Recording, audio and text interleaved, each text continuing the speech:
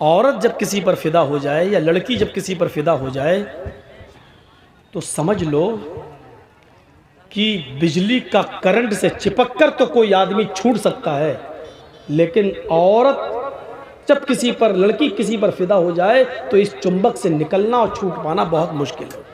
वो किसी भी हद तक जा सकती है।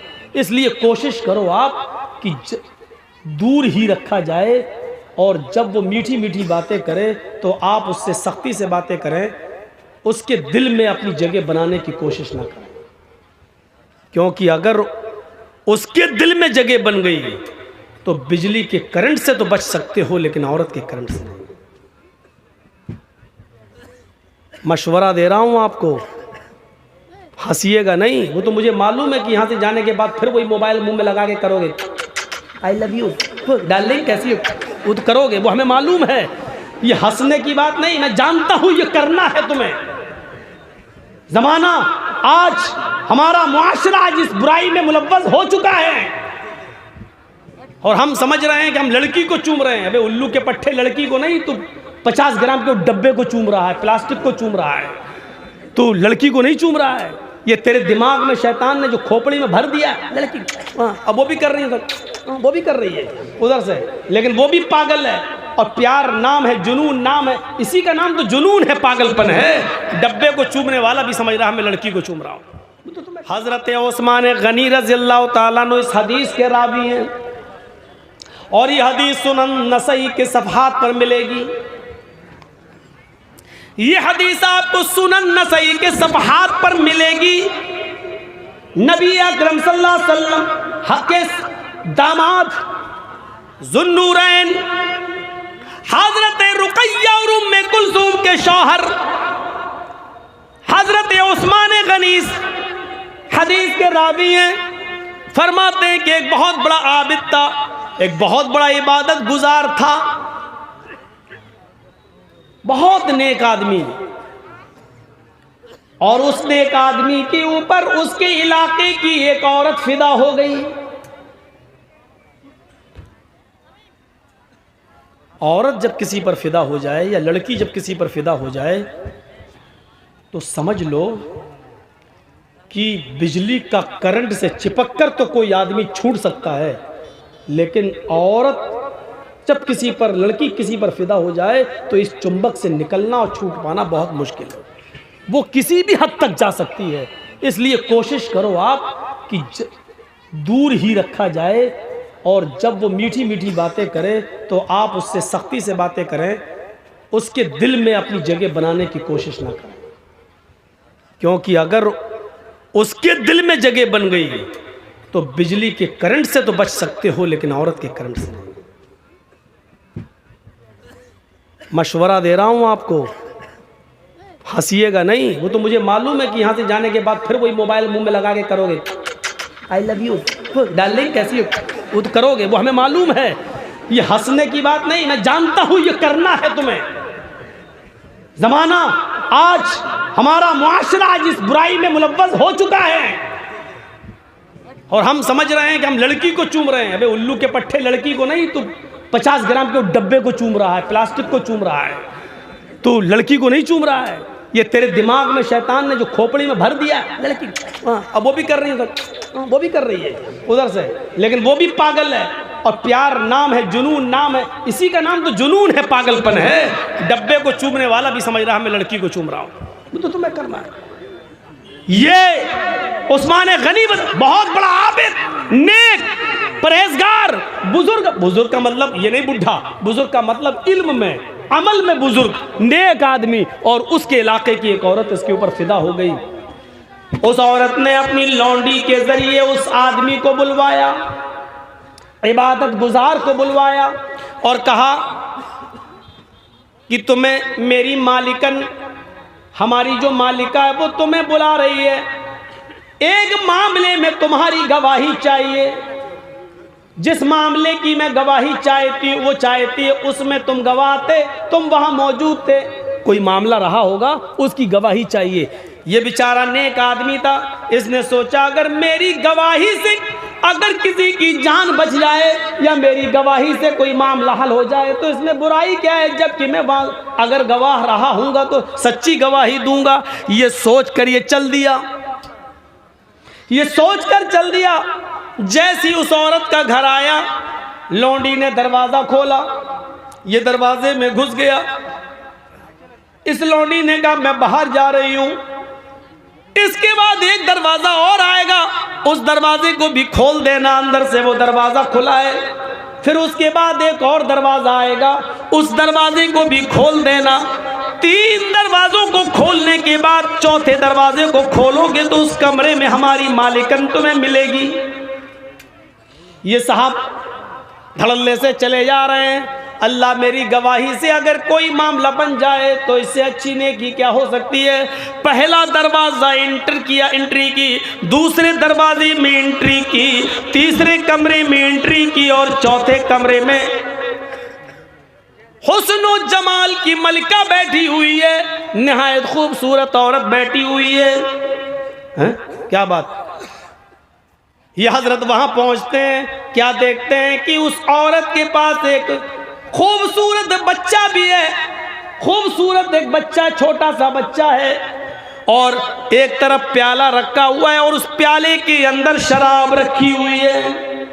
नौजवानों सुनो सुनो, इस खूबसूरत औरत ने इस नेक इबादत गुजार आदमी से कहा, मैंने तुम्हें किसी गवाही के लिए नहीं बुलाया है, मैंने तुम्हें सिर्फ इसलिए बुलाया है कि तुम मेरे साथ इस कमरे के अंदर चलो और मेरे साथ जिना करो, मेरे साथ वो काम करो जो एक मर्द अपनी बीवी के साथ करता है। तुम्हें मेरे जिस्म से खेलना है, आओ मैं तुम्हें लिफ्ट देती हूँ, मैं तुम्हें उस कमरे में ले चलती हूँ। इस बुजुर्ग ने कहा अल्लाह से डरो, ये तुम क्या हरकत लेकर बैठ गई हो, क्या कारनामा अंजाम देने जा रही हो।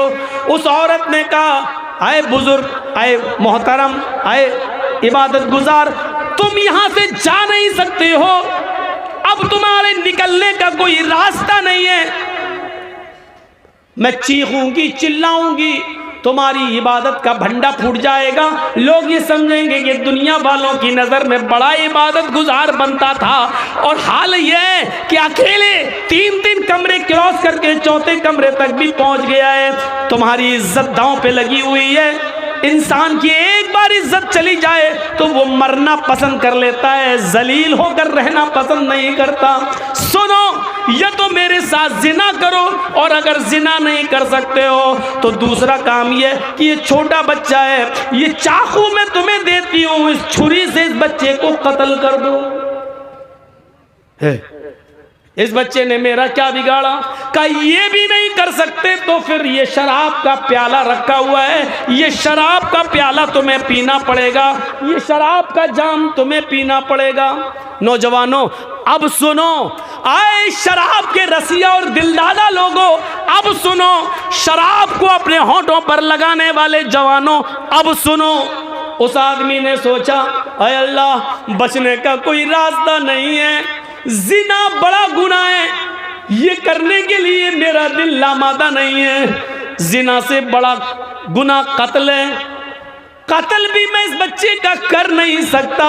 अय अल्लाह, शराब भी हराम है, लेकिन मजबूरी है मेरी, इसलिए कत्ल से और जिना से बचने के लिए मैं शराब पी लेता हूँ, क्योंकि बचने का कोई रास्ता नहीं है। और इस औरत ने 3 कामों में से एक काम करने को कहा है, या तो जिना करो मेरे साथ, या इस बच्चे को कत्ल करो, या शराब पियो। अय अल्लाह, मेरी नज़र में सबसे हल्की चीज़ ये है, कत्ल से भी हल्की और जिना से भी हल्की चीज़ ये है कि मैं शराब पी लूँ। पहले भी तो जब शराब हराम नहीं हुई थी तो लोग पी लेते थे, चलो आज मैं शराब ही पी लेता हूँ। उसने अल्लाह तू जानता है ये मैं मजबूरी में पी रहा हूँ, उसने ये कहा और शराब का प्याला उठाया और उसने नोश कर लिया।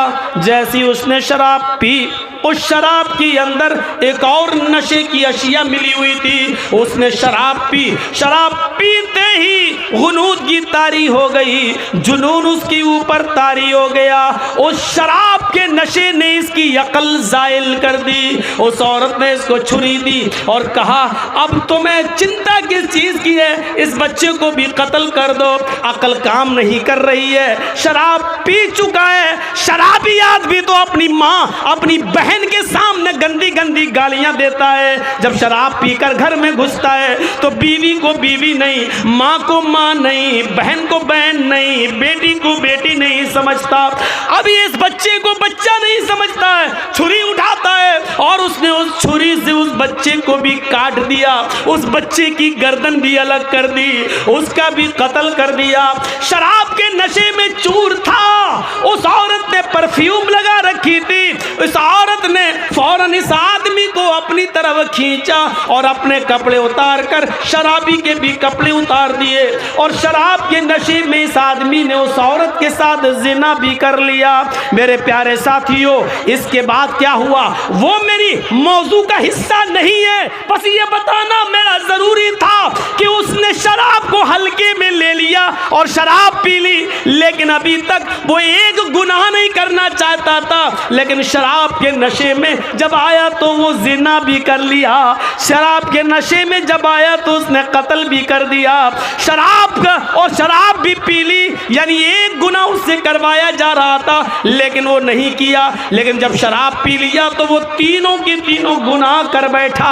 मेरे भाइयों, अब आओ जनाबे मोहम्मदुर रसूलुल्लाह के उस फरमान पर जो आपने कभी फरमाया था, उम्मुल खबाइस, ये शराब तो तमाम गंदगियों की जड़ है, तमाम बुरी चीजों की जड़ है। इस आदमी को शराब ने कातिल भी बना दिया, शराब ने इसको जिनाकार भी बना दिया और शराब पी लिया था। मेरे प्यारे साथियों, ये शराब ऐसी चीज है जो अकल को खत्म कर देती है, बुजुर्गों का अदब व एहतराम निकाल देती है, मजहब को गाली देने पर मजबूर कर देती है। शराब वो नशा है जो इंसान को अल्लाह की प्यारी किताब कुरान को भी जमीन पर पटकने पर मजबूर कर देती है। इसलिए कि शराब जब अकल को खत्म कर देती है तो फिर इंसान ये नहीं देखता कि ये अल्लाह का कलाम है, ये कुरान है या क्या है। वो नमाजियों को भी गाली देता है, वो माँ को भी गाली देता है, वो बहन को भी गाली देता है,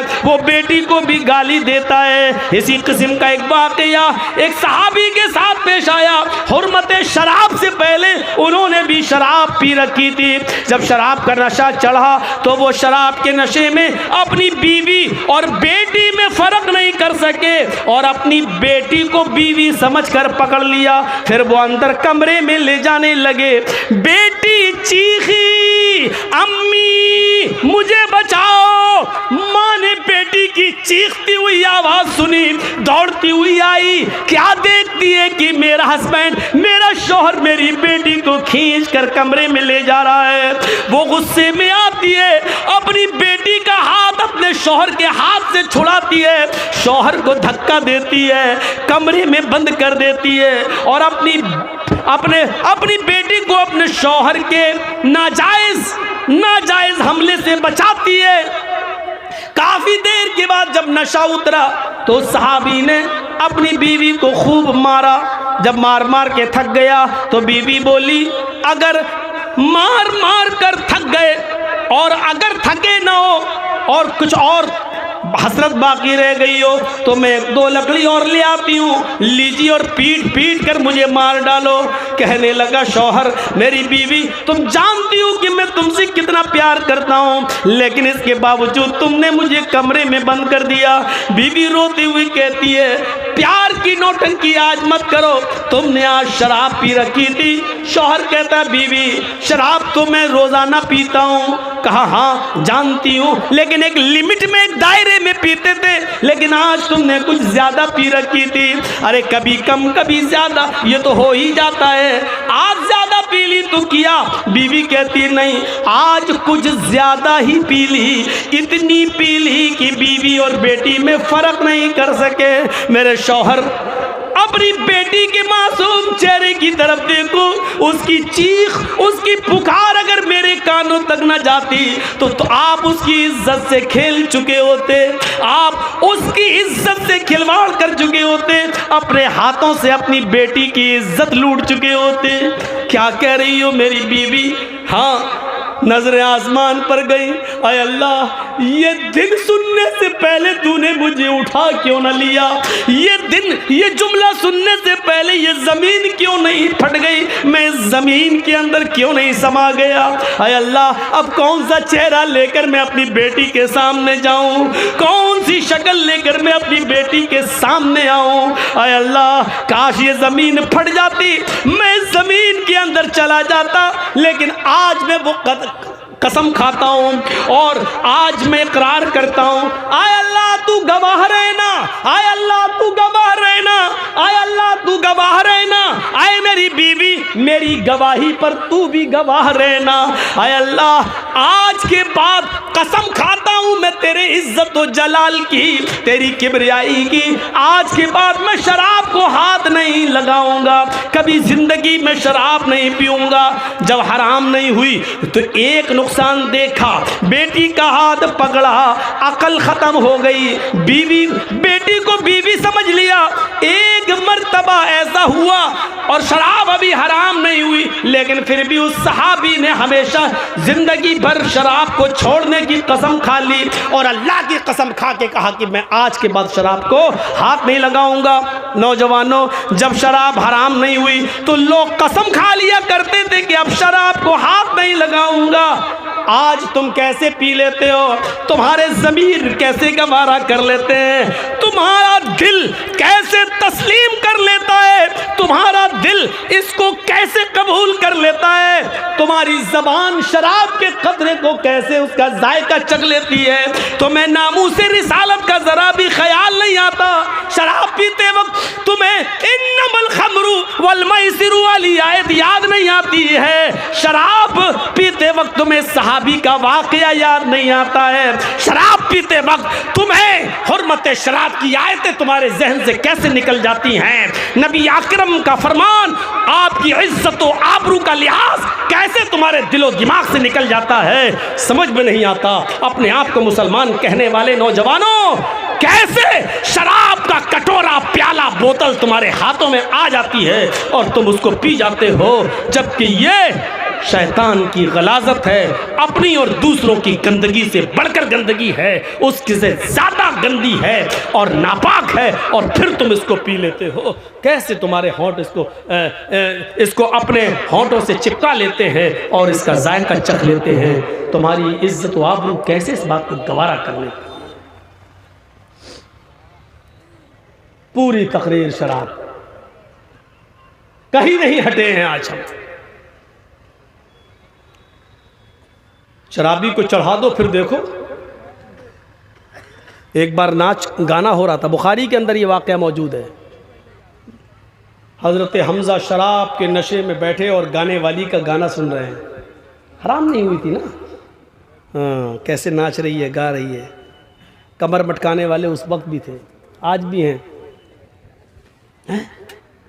अब वो हज़रत हमज़ा के पास आ गई, क्योंकि बड़े बहादुर थे ना।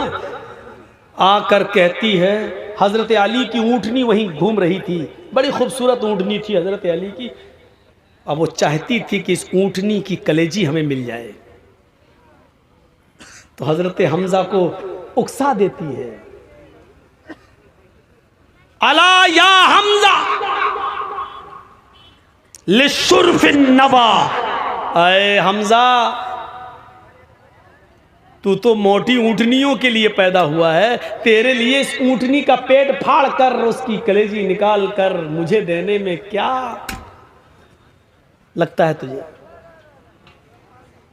शराब के नशे में धुत थे, अकल जा चुकी थी। हाँ अच्छा, बड़ी खुश है, चलो इसको ऊँटनी की कलेजी चाहिए, दे देता हूँ। बढ़े, खंजर लिया, हज़रत अली की ऊँटनी को मारा, कलेजा निकाला, लेके आए, ले जा। इधर हज़रत अली को पता चला मेरी ऊँटनी का पेट फाड़ दिया, मर गई। कहा, ये क्या किया आपने मेरी ऊँटनी के साथ? शराब के नशे में थे, उल्टा सीधा बोलने लगे। हज़रत अली भागते हुए अल्लाह के नबी के पास आए, अल्लाह के रसूल, हज़रत हमज़ा ने तो मेरी ऊँटनी का पेट फाड़ दिया, देखो शराब के नशे में क्या क्या बोल रहे हैं। अल्लाह के रसूल उनके साथ गए, चलो। जैसे ही चले फरमाया, चचा ये क्या किया, इतनी पीली, फर्क नहीं कर पाए ये ऊँटनी किसकी है। एक नाचने और गाने वाली को आपने हजरत अली का ऊँट फाड़कर, ऊँटनी फाड़कर उसका कलेजा दे दिया। हजरत हमजा का दिमाग काम नहीं कर रहा था शराब के नशे में। कहते हैं सब मेरे बाप के गुलाम हो, भागो यहां से। अल्लाह के रसूल ने कहा, अली इस वक्त इनका दिमाग काम नहीं कर रहा है और दीवार पर सर फोड़ने से अपना ही सर फूटेगा। बेहतर यह है कि इस वक्त इनके मुंह न लगा जाए, क्योंकि इस वक्त इनके मुंह लगने से अपनी बेइज्जती कराना है। जब ये होश में आएंगे तब इनसे बात की जाएगी। इस पूरे वाक़े से क्या पता चला, शराबी तारीफ़ पसंद हो जाता है, उसको चढ़ा दो तो किसी को कत्ल भी कर सकता है, किसी का माल भी चुरा सकता है, डाका भी डाल सकता है। और दूसरी चीज़ ये पता चली कि शराब के नशे में इंसान बड़े से बड़े इंसान की कदर व कीमत को भूल जाता है। जैसे कि हज़रत हमज़ा ने अल्लाह के रसूल सल्लल्लाहु अलैहि वसल्लम को कह दिया, जाओ तुम सब मेरे बाप के ग़ुलाम हो। बड़े से बड़ी हस्ती भी उसकी नज़र में कुछ नहीं होती। और नौजवानों, दिल चाहता है तुम उठ के जा रहे हो, सर्दियों की सख्त रातें हैं, हमें मालूम है। जनवरी का महीना बिहार और बंगाल में प्रोग्राम का महीना नहीं है, मैं जानता हूँ, लेकिन आप लोगों की हिम्मत को दाद देता हूँ कि आपने इतनी सर्दी में भी प्रोग्राम कराया। लेकिन जी चाहता है कि एक वाकया आपके सामने सुनाऊं, सुनो। आप जहां जाना चाहें शौक से जाएं, लेकिन एक रिक्वेस्ट है, इस वाक़े को जरूर सुन लें। इस वाक़े को हाफिज अहमद इब्न हजर अल अस्क़लानी ने अपनी मशहूर और मायानाज़ किताब अल इसाबा फी तमीज़ सहाबा के अंदर नकल किया है। इस वाक़े को सुनने के बाद आपको महसूस होगा कि शराब पीने वाले की इज्जत क्या है, शराब पीने वाला कितना मनहूस है, शराब पीने वाले के लिए अल्लाह के नबी के सहाबा ने उसके लिए क्या हद मुतय्यन की है। इस वाक़े से आपको अंदाज़ा लग जाएगा। इस वाक़े को सुनिए।